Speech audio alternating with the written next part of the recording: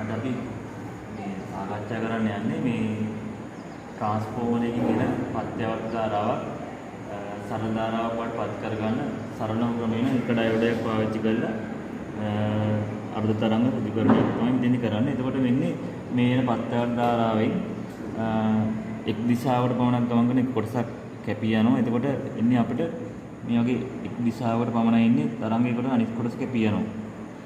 එතකොට මේ මම මේ ඩයෝඩයක් පාවිච්චි කරලා තියෙන මෙතන මේ ට්‍රාන්ස්ෆෝමරෙන් ලබා දීලා තියෙන පත්‍යවත් ධාරාව මේ පත්‍යවත් ධාරාවේ සිග්නල් එකෙන් මෙතන නිල් පාටින් වල තියෙන පත්‍යවත් ධාරාවේ උඩ කොටස යට කොටස දෙකම තියෙනවා. ඩයෝඩය හරහා ගමන් කරාට පස්සේ එක් අර්ධයක් ඇතුළ ගිහිලා තියෙනවා. එතකොට ඒ තරංගය වලට පේනවා මේ කහ පාටින් තියෙන එක් කොටසයි තියෙන අර්ධයක් අනිත් දිශාවට ගමන් කරන මේ වෙන කොටස කැපී ගොස් තියෙනවා. ඒක ඔයාලට මේක දක්නන්න ලැබෙන්නේ.